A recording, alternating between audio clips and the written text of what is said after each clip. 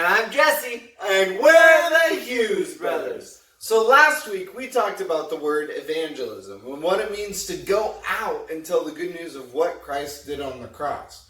And he calls us to tell about this good news that we don't have to be eternally separated from him. We also looked at Mark 16:15, which says, go into all the world and preach the gospel. We looked at the word go, which isn't the most important word. We're supposed to go, but we're supposed to preach the gospel. We also looked at Romans 1, where Paul talks about how that he's not ashamed of the gospel because it's God doing the work. And we saw that through our little illustration with the milk and the food dye of the Holy Spirit is the one that works in people's lives, not us. So this week we're going to change it up a little bit, and we're going to focus on a story in the Bible, and it talks about some young men who stayed faithful to God through hard times. Okay, so today's word of the day is going to go along with our story. And so today's word is faithful. Now, when we think of the word faithful, it's standing firm or being loyal to something or someone. And so when we talk about being faithful, we need to be faithful in our relationship with Christ. And, God is the one that provides it, but we need to stand firm in God's promises and what God has offered us. Now, is that going to make everything easier? No, things are still going to be hard, but God is there through it all. God is faithful, so we can be faithful in having a relationship with him and knowing that he's the one that provides. In James 1, starting in verse 2, it says, consider it all joy, my brethren, when you encounter various trials, knowing that the testing of your faith produces endurance, and let endurance have its perfect result, so that you may be perfect and complete, lacking in nothing. We can see here that when there's hard times, we can trust in God. And when we have a faith that we're trusting in God in those circumstances, we see that it produces endurance. It produces trusting in that the Lord's going to work in those situations. Today's story, we're going to look at three guys, Shadrach, Meshach, and Abednego.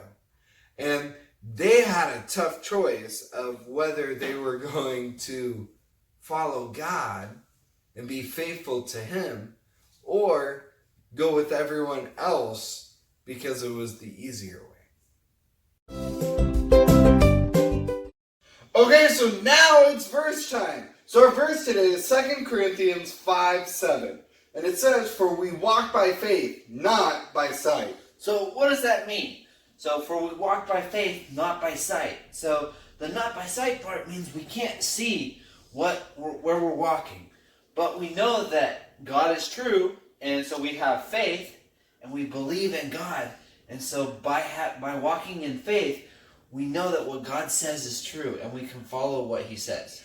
And then not by sight means also that we're not looking at the things of this world to fulfill our lives. So we're going to do the motions now. So follow along as we do the motions. 2 Corinthians 5:7. For we walk by faith, not by sight. So do it with us. 2 Corinthians 5:7. For we walk by faith, not by sight. Okay, so today's lesson is going to be from Daniel chapter 3. We're going to look at three guys, Shadrach, Meshach, and Abednego. Now, something to know is that those aren't their real names. The real names were Hananiah, Azariah, and Mishael. Now, something to know is that these men were from Jerusalem. But when they were taken over by King Nebuchadnezzar of Babylon, they were taken to there and given new names. So they were stripped of everything that they knew. So they, you could say, were going through a hard time. But the one thing that stood the same is their faith to God. and they stayed faithful to God no matter what was thrown at them. Now, in Daniel chapter 3, we're going to start in verse 4. And listen as I read. Then the herald loudly proclaimed, "To you the command is given, O peoples, nations, and men of every language, that at the moment you hear the sound of the horn, flute, lyre, trigon, and psaltery, bagpipe, and all kinds of music, you are to fall down and worship the golden image that Nebuchadnezzar, the king, has set up. But whoever does not fall down and worship shall immediately be cast into the midst of a furnace of blazing fire." Therefore, at that time, when all the peoples heard the sound of the horn, flute, lyre, trigon, psaltery, bagpipe, and all kinds of music, all the peoples, nations, and men of every language fell down and worshipped the golden image that Nebuchadnezzar the king had set up. For this reason, at that time, certain Chaldeans came forward and brought charges against the Jews. They responded and said to Nebuchadnezzar the king, "O king, live forever. You, O king, have made a decree that every man who hears the sound, horn, flute, lyre, trigon, psaltery, and bagpipe, and all kinds of music is to fall down and worship the golden image. But whoever does not fall down and worship shall be cast into the midst of a furnace of blazing fire. There are certain Jews whom you have appointed over the administration of the province of Babylon, namely Shadrach, Meshach, and Abednego. These men, O king, have disregarded you. They do not serve your gods or worship the golden image which you have set up." Now I'm going to stop right here as we see the story start to develop. We have this king Nebuchadnezzar who set before all the nations, all his people, this golden image that everybody was supposed to worship and bow down to. There were certain guys in charge that were kind of jealous or not happy with Shadrach, Meshach, and Abednego because of the popularity that they got, because of them staying faithful to God. God provided. Now in this instance, they brought to attention King Nebuchadnezzar what was happening. Shadrach, Meshach, and Abednego stayed faithful to God and did not bow before this golden false image. And it makes us think of how many times in our lives do we have that choice of what are hard things like that golden image that we could fall down before. Maybe it's spending too much time watching TV or playing video games instead of being in God's Word. Or it's making wrong choices with friends or saying things which aren't right instead of living the way that God calls us to be. And we're going to see an example of, with the pressure, what Shadrach, Meshach, and Abednego did and how they stayed faithful to God.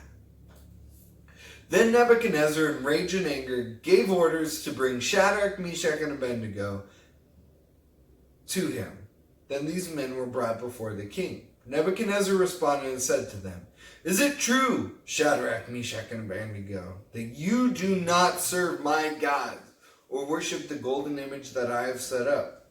Now if you are ready at the moment you hear the sound of the horn, flute, lyre, trigon, psaltery, and bagpipe, and all kinds of music to fall down and worship in the image that I have made, very well.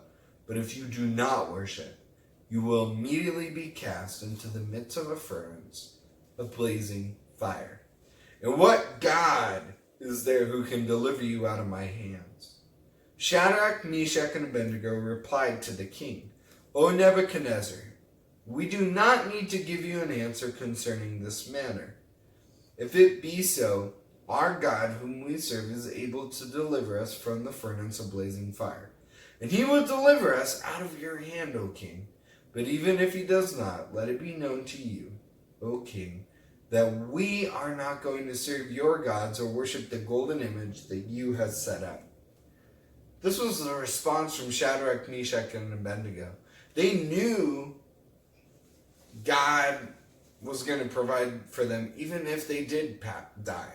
They were still going to worship God no matter the outcome. And that makes us think of, do we have that faithfulness? Do we stay true to God no matter what comes our way?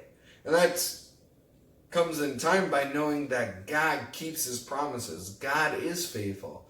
God does provide if we trust in him. Not in the way that we think, but in his timing and his plan. Then Nebuchadnezzar was filled with wrath. His facial expression was altered toward Shadrach, Meshach, and Abednego. He answered by giving orders to heat up the furnace 7 times more than it was usually heated. He commanded certain valiant warriors who were in his army to tie up Shadrach, Meshach, and Abednego in order to cast them into the furnace of blazing fire. Then these men were tied up in their trousers, their coats, and their caps, and their other clothes, and were cast into the midst of the furnace of blazing fire. For this reason, because the king's command was urgent, and the furnace had been made extremely hot, the flame of the fire slew those men who carried up Shadrach, Meshach, and Abednego. But these 3 men, Shadrach, Meshach, and Abednego, fell into the midst of the furnace of the blazing fire, still tied up. Then Nebuchadnezzar the king was astounded, and stood up in haste. He said to his high officials, "Was it not 3 men we cast bound into the midst of the fire?" They replied to the king, "Certainly, O Lord." He said, "Look, I see 4 men loosed and walking about in the midst of the fire, without harm, and the appearance of the 4th is like the son of the gods." Then Nebuchadnezzar came near to the door of the furnace of the blazing fire. He responded and said, "Shadrach, Meshach, and Abednego, come out, you servants of the Most High God, and come here." Then Shadrach, Meshach, and Abednego came out of the midst of the fire. The satraps, the prefects, and the governors, and the king's high officials gathered around and saw in regard to these men that the fire had no effect on the bodies of these men, nor were the hair of their heads singed, nor were their trousers damaged, nor had the smell of the fire even come upon them. Nebuchadnezzar responded and said, "Blessed be the God of Shadrach, Meshach, and Abednego, who has sent his angel and delivered his servants who put their trust in him, violating the king's command, and yielded up their bodies so as not to serve or worship any god except their own God. Therefore I make a decree that any people, nation, or tongue that speaks anything offensive against the God of Shadrach, Meshach, and Abednego shall be torn limb from limb, and their houses reduced to a rubbish heap, inasmuch as there is no other God who is able to deliver in this way." Then the king caused Shadrach, Meshach, and Abednego to prosper in the province of Babylon.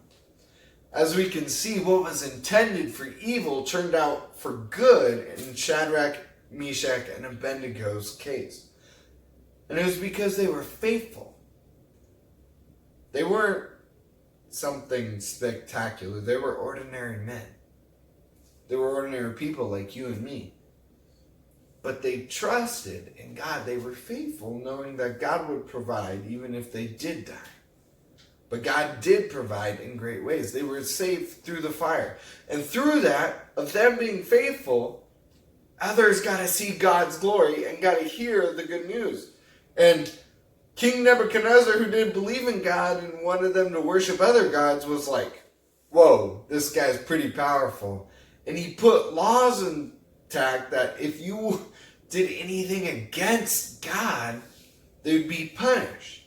And so it's important to think as we look at Shadrach, Meshach, and Abednego of what strengthens our faith. How can we be faithful? What things do we struggle with of being faithful to God? Maybe the next one is, do I trust in God in everything that I do? So today's word of the day is faithful. And we saw that faithful is being loyal or standing firm in what we believe. And we saw that being faithful to God is dwelling on God's promises and what He has for us. And then our verse today was 2 Corinthians 5:7. And it says that we walk by faith and not by sight. And so we can just keep that in our mind that we need to walk by faith and trust in God and not rely on our own sight that of what we think we see when we might be led astray. And we saw that play true with Shadrach, Meshach, and Abednego. They were faced with a tough thing. What they saw in front of them was that everybody was bowing and worshiping this false idol. But they didn't. They stayed true to God because they knew God would deliver. And He did in great ways through the fire. And He provided in that way of God was known through that, through them being faithful to God. So as always, I'm Lyle. And I'm Jesse. And